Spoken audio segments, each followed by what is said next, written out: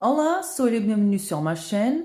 Nous voici dans la partie numéro 2, spécial terrarium. Si vous ne me connaissez pas encore, je m'appelle Sandrina et nous sommes ici pour parler de la réalisation d'un terrarium. Si vous êtes tombé ici en mode parachute, ce n'est pas grave parce que je vais vous laisser en haut la vidéo qui concerne la partie 1 qui vous explique que est-ce un terrarium et ses origines. Alors, avant de vous montrer ce que ça signifie et les étapes, je vais vous juste expliquer que les terrariums que je fais, donc ça fait quand même pas mal de temps que je fais, j'ai évolué au fil des temps, j'ai appris des choses, j'ai fait des erreurs. Et mes terrariums, c'est le fruit de mes propres expériences et aussi des livres que je consulte. Donc, ce n'est pas une invention à moi, ok? C'est bien évidemment des choses que je fais moi, mais c'est à la portée de tout le monde. De toute façon, vous, si vous voulez vous relancer dans les terrariums, il n'y a pas un terrarium qui soit pareil. Les terrariums, ils sont tous différents. C'est juste qu'il y a des étapes à privilégier et à ne surtout pas oublier. Alors, qu'est-ce que vous aurez besoin pour faire un terrarium? Du bocal, bien évidemment. Il faut qu'il soit en verre transparent. Est-ce qu'il peut être en plastique? Non, je ne vous le conseille pas. Le plastique ne vieillit pas très bien et transpire pas bien. Vous aurez besoin aussi du drainage. Ici, c'est des petites pierres blanches de rivière, par exemple. Et là-bas, c'est de la pouzoulane, donc c'est une roche volcanique. Vous aurez besoin aussi du substrat. Vous aurez besoin aussi d'une plante, des petites pierres, de la mousse-boule, des petits personnages pour décorer votre terrarium si vous voulez, des petits outils adaptés et bien sûr un arrosoir. Alors, qu'est-ce que c'est la première chose qu'on doit faire pour faire un terrarium? C'est le pot. Vous allez acheter, on vous l'a donné, vous l'avez acheté dans une brocante, ce que vous voulez. Il faut le nettoyer. Ça, c'est très important. Il faut le nettoyer comment? À l'eau savonneuse et vous finissez avec un coton avec l'alcool à 70 degrés. Pourquoi je dis ça? Parce que vous ne savez pas qu'est-ce qu'il y avait à l'intérieur de ce pot avant. Et vous le laissez bien sécher. Une fois que vous l'avez séché, vous allez mettre la couche de drainage. Et ça, mes amis, je vous jure, c'est super important. Par le passé, il m'est arrivé de faire des terrariums sans drainage, juste là, le substrat, et c'est une catastrophe. Et pourquoi? Parce que c'est simple. Il suffit de comprendre que si les jardiniers nous disent de mettre un pot où il y a des trous de drainage et faire quand même un drainage, c'est qu'il y a une raison, ok? C'est pour les racines, pas s'embrouiller, et c'est aussi une façon de ne pas avoir de l'eau stagnante en bas. Donc ici, vous n'avez pas de trou de drainage. C'est encore une raison de plus de faire du drainage. Et on procède comment?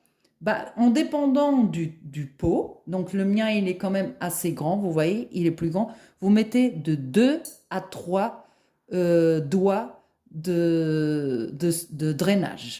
Donc là, j'ai mis la couche de pouzoulane et là, ça va être purement esthétique, on va dire, parce que ça suffit largement comme couche, mais j'ai envie de mettre les petites pierres blanches de rivière et je vais les poser juste. Une fois que vous avez terminé la couche de drainage, il ne faut pas zapper cette étape.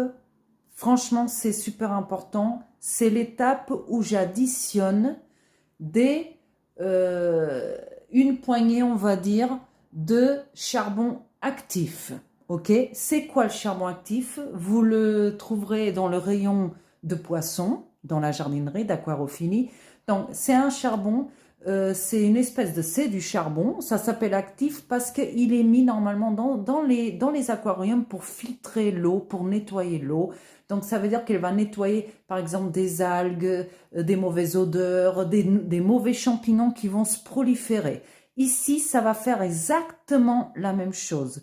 Vu que vous aurez de l'eau qui va rester stagnée au fond, ce charbon actif, il va justement empêcher les mauvaises odeurs de monter dans la terre, que votre substrat il se pourrisse beaucoup plus vite et ça va empêcher aussi la formation de mauvais champignons. Ok?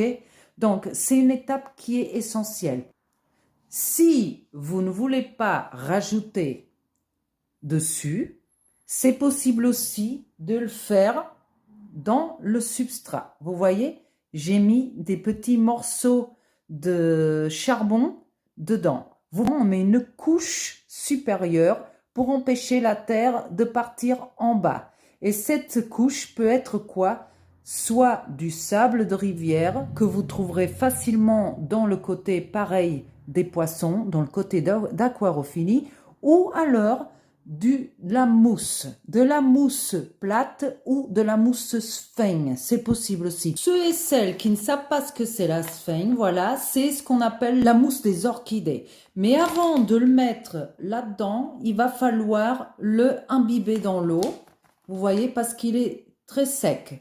Donc, vous faites comment? Comme ça, je le mets, je l'ai mis de l'eau, je vais bien mélanger pour que tout soit bien imprégné d'eau et je les serre très bien comme si c'était une éponge de cuisine et je le mets au fond. Ajoutez votre substrat. Alors, combien vous mettez de terre? Vous n'allez pas mettre une grosse montagne, vous allez cacher la couche précédente, vous remettez un petit peu de terre pour encaisser votre plante et vous rajoutez par-dessus pour combler le reste de la plante et voilà.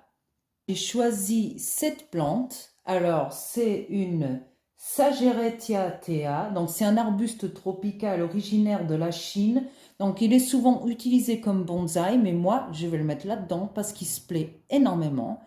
Et je l'avais déjà, mais il a eu un petit souci, c'est pour ça que vous voyez qu'il est un petit peu triste, on va dire ça c'est nouveau. Mais là c'est le moment de le rempoter, donc je vais le mettre dans le pot, il va être super bien. Et il suffit de l'encaisser comme ça à l'intérieur, vous voyez. Vous mettez bien ses racines et vous complétez le reste avec le substrat que vous avez fait par-dessus pour bien combler et cacher les racines. C'est le moment de mettre la couche finale qui va donner à votre plante la capacité de garder quand même un petit peu plus la terre fraîche et c'est là qui viennent les mousses, donc la mousse boule. Je profite de cette étape-là pour bien nettoyer mes parois, vous voyez, et comme ça, je peux déposer tranquillement la dernière couche et je suis tranquille.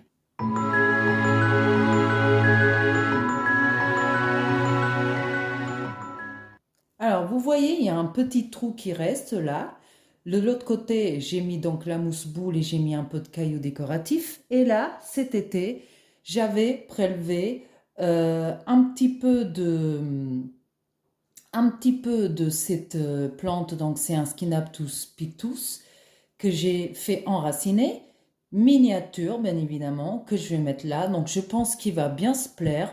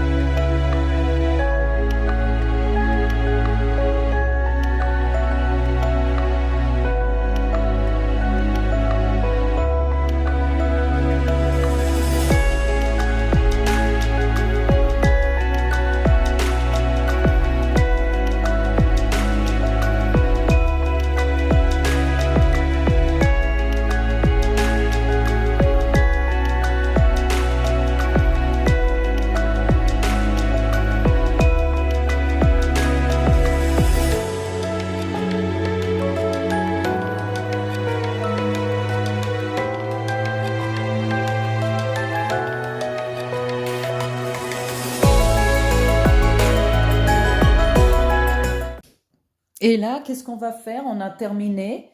C'est juste que là, il va falloir nettoyer la paroi. Et là, j'utilise carrément du sopalin. Alors voilà, le terrarium est terminé. Les dernières consignes que je peux vous donner, c'est l'arrosage. Comment vous allez l'arroser? Alors, jamais sur les plantes. Ce qu'on va faire, c'est qu'on va arroser toujours sur les parois, comme ça. Vous voyez? Et pourquoi? Parce que si vous le faites sur le feuillage, ça risque de moisir. Deuxième chose, là, c'est un terrarium que je viens de faire. Vous n'allez pas tout de suite mettre le couvercle. Donc, on va laisser le terrarium ouvert pendant 24 heures. C'est qu'au bout de 24 heures que vous allez le fermer. Après, l'emplacement, il ne faut pas que ce soit au soleil direct parce que c'est du verre. Et le verre, le soleil, il va tomber, ça va faire effet loupe et ça va brûler complètement les plantes qui sont à l'intérieur. Vous les mettrez où?